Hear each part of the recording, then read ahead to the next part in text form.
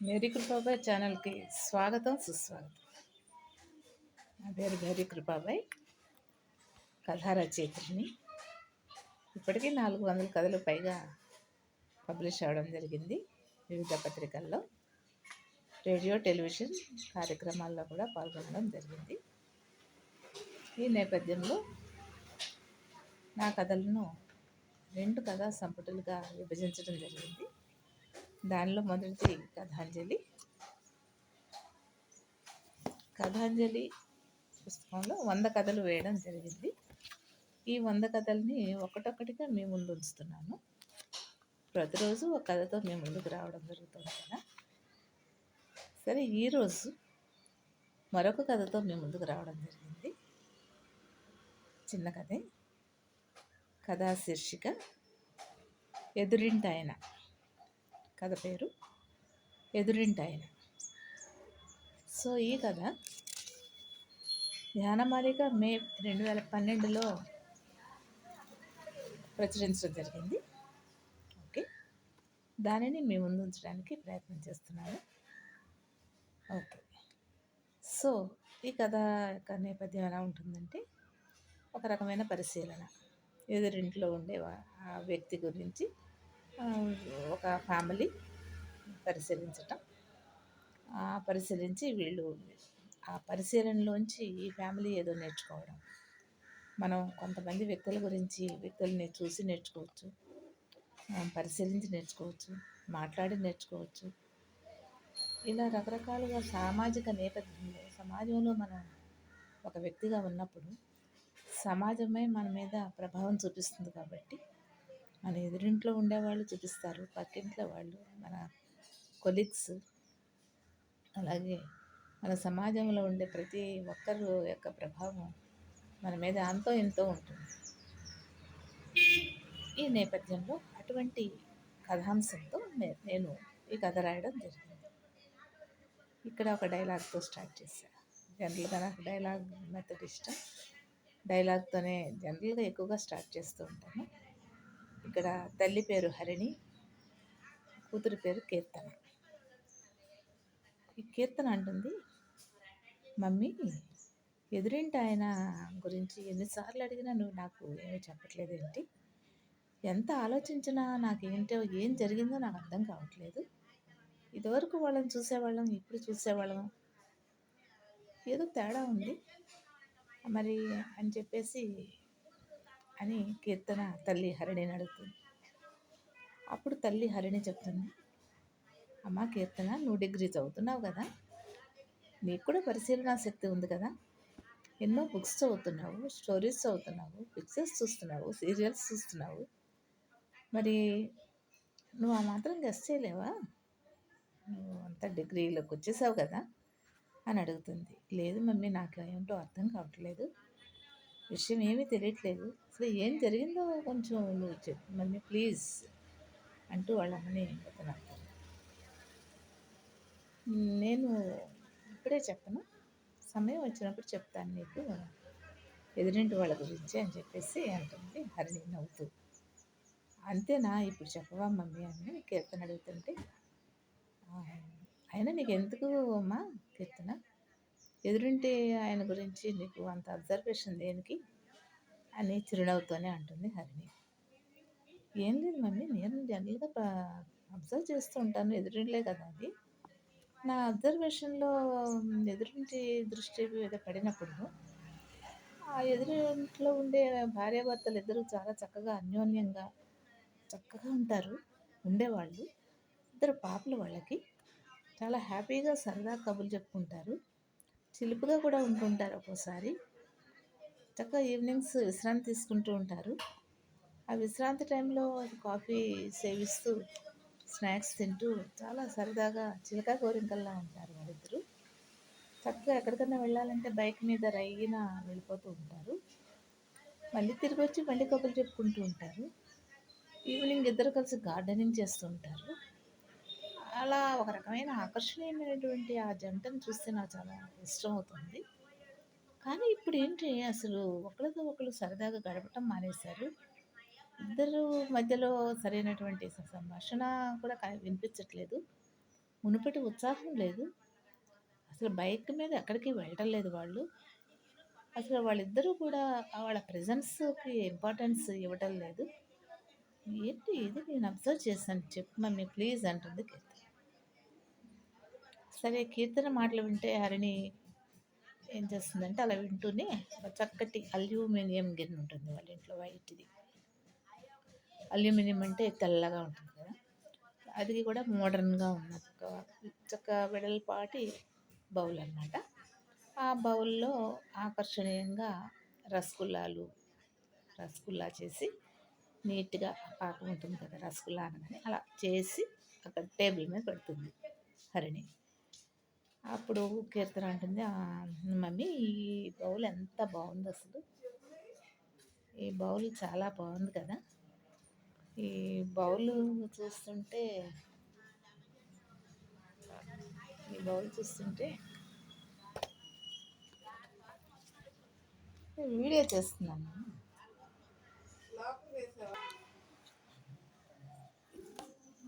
అలా అందమైనటువంటి బౌల్ గురించి చెప్తున్నాను కదా! ఆ అల్యూమినియం బౌల్ అయినా అది వెండి బౌల్ లాగా మెరుస్తూ ఉంటుంది. అయితే అందులో స్వీట్ వేసినప్పుడు స్వీట్ వల్ల బౌల్కి అందం వచ్చిందా, లేకపోతే బౌల్ వల్ల స్వీటు అందంగా కనిపిస్తుందా అనేది చెప్పడం చాలా కష్టంగా అనిపిస్తుంది. అట్లా ఆ బౌల్లో వేసి నీట్గా పెట్టడం జరిగింది. తర్వాత స్వీట్ గురించి కాసేపు వాళ్ళు చర్చించుకుంటారు. ఇంతలో హరిణి భర్త శివశంకరు నవ్వుతూ ఆ రూమ్లో ప్రవేశిస్తాడు. ఆ తర్వాత కరుణ్ వాళ్ళ అబ్బాయి కూడా వస్తాడు. శివశంకర్ అంటాడు హరి నువ్వు చేసిన స్వీట్ వాళ్ళిద్దరికే ఇష్టం అని కాదు, నాకు కూడా చాలా ఇష్టం. ఈ రసగుల్లాలంటే నాకు చాలా ఇష్టం అని చెప్పేసి తను ఒక స్పూన్తో తీసుకుని తను 2 నోట్లో వేసుకుంటాడు భర్త. భార్య హరిణి చిన్నగా నవ్వుతుంది. అలాగా ఆ ముగ్గురు కలిసి అందమైనటువంటి ఆ గిన్నె చుట్టూ కూర్చుని ఆ గిన్నె గురించి చర్చించుకుంటూ ఉంటారు. తెల్లగా అందంగా ఉన్నటువంటి గిన్నె. అటువంటి చక్కటి అందమైన గిన్నె వాళ్ళకి దొరికినందుకు, మార్కెట్ నుంచి వాళ్ళు తెచ్చుకున్నందుకు సంతోషపడతారు. జనరల్గా ఏం చేస్తారంటే వాళ్ళు ఎవరైనా అతిథులు వచ్చినప్పుడు వాళ్ళకి సర్వ్ చేయడానికి ఆ గిన్నెని వాడుతూ ఉంటారనమాట. అతిథులు కూడా ఆ గిన్నెని మెచ్చుకుంటూ ఉంటారు. బాగుంటుంది కాబట్టి అలా మెచ్చుకుంటూ ఉంటారు. సో అలా నెల రోజులు గడిచిన తర్వాత ఆ ఎదురింటి విషయం మళ్ళీ ప్రస్తావనకు వస్తుంది. ఆ ఎదురింటి వాళ్ళ విషయంలో ఎటువంటి మార్పు రాలేదు. ఆ కీర్తన ఏమంటుందంటే, ఏంటి మమ్మీ అలా ఎదురింట్లో మార్పు అనేది రావట్లేదు, ఒకప్పుడు అంత చక్కగా ఉండేవాళ్ళు, ఇప్పుడు ఏమిటి వాళ్ళు అట్లాగా ఒకరినొకరు పట్టించుకోకుండా అలా అయిపోయారు ఏమిటి అని చెప్పేసి. అతనికి అంత ప్రేమ ఉండేది కదా భార్య మీద, ఏమైపోయింది ఆ ప్రేమ అంతా అని డిగ్రీ చదువుతున్న పిల్ల కాబట్టి అలాంటి విషయాలు కూడా తల్లితో మాట్లాడుతుంది. అంత అనురాగం ఏమైపోయింది వాళ్ళిద్దరి మధ్య, అలా ఎడమొహం పెడమొహం లాగా ఉంటున్నారేంటి అని చెప్పి తల్లిని అడుగుతుంది. అడిగితే తల్లి సరే హరిణి పెద్ద ఏం మాట్లాడదు, ఒకసారి ఎప్పుడో చెప్పింది కదా సమయం వచ్చినప్పుడు చెప్తానులే అని అన్నట్టుగా అనుకుంటుంది. ఆ తర్వాత ఆ మరుసటి రోజు హరిణి పాలు కాస్తుంది. పాలు కాసి అందమైన గిన్నెలో వేస్తుంది. అలా తెల్లగా ఉన్నటువంటి గిన్నెలో వేస్తుంది. అయితే ఆ గిన్నెలో పాలు తోడు పెడితే ఆ పెరుగు కూడా తెల్లగా ఉండి చూస్తాకి ఆకర్షణీయంగా ఉంటుంది అని ఎక్కువగా దానిలోనే తోడు పెడుతుంది. అలాగా ఆ నేపథ్యంలో దాని నిండా పాలు పోస్తుంది. అలా చేయడం కుటుంబ సభ్యులందరికీ కూడా చాలా ఇష్టం అనమాట. కాసేపు తర్వాత చూస్తుంది హరిణి ఆ గిన్నెని. చూసేసరికి అయ్యో అనుకుంటుంది. ఎందుకు అనుకుంటుందంటే ఆ అందమైన గిన్నెకి అడుగున చిల్లు పడుతుంది. ఆ పాలు కొంచెం కొంచెంగా నేల మీద పరుచుకుంటాయి. అలా పరుచుకునేసరికి అయ్యో గెస్టులందరికీ గిన్నెతో సర్వ్ చేసేదాన్ని, దీనికి చిల్లు పడింది, ఇక ఈ గిన్నె దేనికి పనికొస్తుంది, దాని స్థానం అది కోల్పోయింది, దాని వాల్యూ అది కోల్పోయింది అని చెప్పి అనుకుంటుంది. వెంటనే కూతురు కీర్తనని పిలుస్తుంది. ఏంటి మమ్మీ ఏంటి అంటూ వస్తుంది. చూడు ఈ అందమైన పాత్ర, ఈ పాత్రకు చిల్లు పడింది, ఈ పాలు కాస్త అంతా పరుచుకున్నాయి కింద అని చెప్పి బాధపడిపోతూ ఉంటుంది. దాంతో కీర్తనకు చాలా బాధ అనిపిస్తుంది, చాలా బాధపడుతుంది, మనస్తాపానికి లోనవుతుంది. అప్పుడే కరుణు వస్తాడు, వాళ్ళ అబ్బాయి శివశంకరు కూడా వస్తాడు, హరిణి భర్త. వాళ్ళు వచ్చి చూస్తారు, వాళ్ళు కూడా బాధపడతారు. కీర్తన ఈ గిన్నె ఇంకా పనికిరాదు కదా, దాన్ని మూల పడేసేయి అని చెప్పి హరిణి అంటుంది వాళ్ళిద్దరి సమక్షంలో. కరుణు శివశంకర్ కూడా ఒకసారిగా ఆశ్చర్యపోతారు. అయ్యో అంతమంది అందమైన గిన్నె ఇప్పుడు మూల పడేస్తే డస్ట్బిన్ లాగా ఉపయోగిస్తారు కదా అని అనుకుంటారు. దానికి రంధ్రం పడింది అని కుటుంబ సభ్యులందరికీ అర్థమైంది. అందరూ బాధపడతారు. మమ్మీ ఇన్నాళ్ళు ఈ గిన్నె ఎంతో అపురూపంగా చూసుకున్నాం కదా, ఇక మీద ఈ గిన్నె విలువ మారిపోయింది, డస్ట్బిన్గా మారిపోయింది అయ్యో అని బాధపడుతుంది కీర్తన.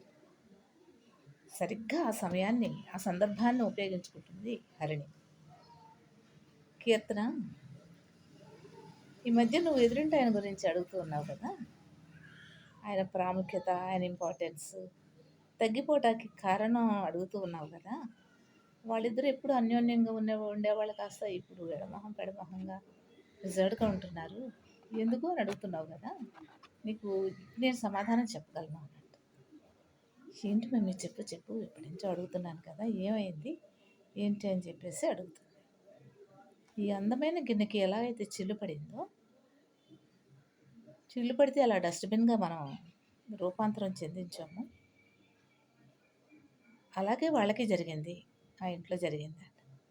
అదేంటి మమ్మీ ఇది గిన్నె కాబట్టి చిల్లు పడింది, అందుకు విలువ తగ్గిపోయింది, విలువ పూర్తిగా పోయింది కాబట్టి డస్ట్బిన్గా ఉపయోగిస్తున్నాం అని అంటుంది కీర్తన.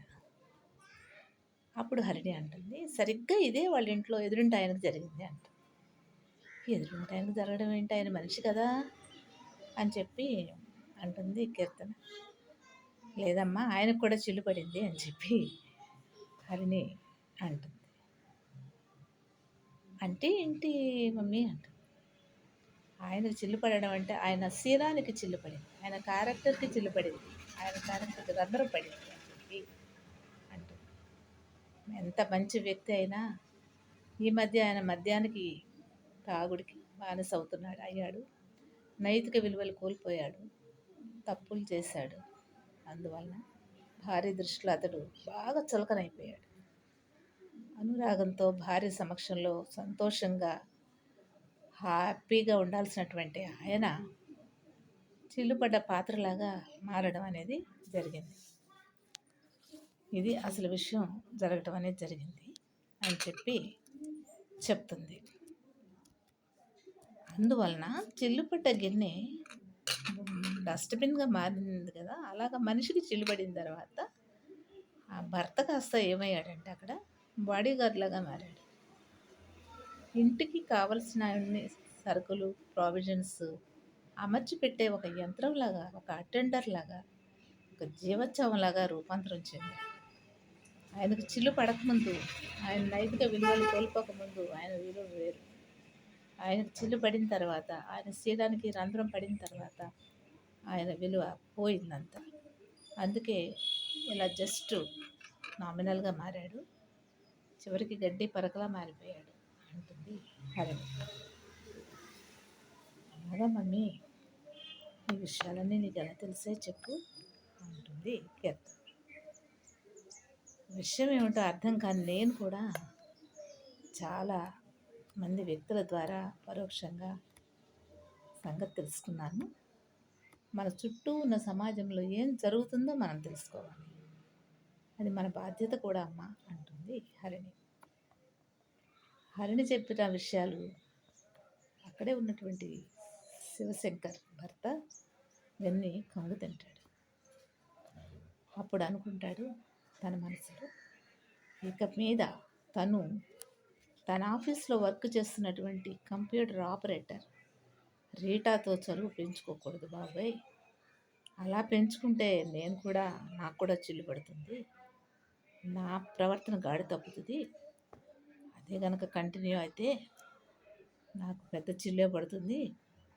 అప్పుడు ఆ పాత్ర ఎలాగైతే డస్ట్బిన్ లాగా ఉపయోగించుకుంటున్నారో నన్ను కూడా అలా ఉపయోగించుకుంటారని చెప్పి పొరపాటున కూడా నేను అటువంటి తప్పు చేయకూడదు, ఆ రీటాని దూరంగా ఉంచాలి అని అతను అనుకుంటాడు. కొడుకు కరుణ్ కూడా అక్కడే ఉన్నాడు కదా. అతను అనుకుంటాడు, నేను మత్తు పదార్థాలు ఈ మధ్య తీసుకుంటున్నాను, చెడు అలవాట్లకి దగ్గర అవుతున్నాను, ఈ రోజు నుంచి నేను మానేసేయాలి, లేకపోతే నాకు కూడా చిల్లు పడుతుంది అనుకుంటాడు కరణ్. ఇది కథ, దీని ఎండింగ్ అది. సో నిజంగానే కదా, మనిషి యొక్క విలువ అతని యొక్క శీలం మీద, క్యారెక్టర్ మీద, ప్రవర్తన మీద, బాధ్యత నెరవేర్చే విధానం మీద ఇలాగ ఆధారపడి ఉంటుంది. మనిషి ప్రవర్తనకి ఎప్పుడు విలువ ఉంటుందో మనిషికి అప్పుడే విలువ ఉంటుంది, లేకపోతే చిల్లు పడుతుంది అని చెప్పేటువంటి కథ మంచి సామాజిక నేపథ్యం గల కథలాగా కోరుకుంటున్నాను.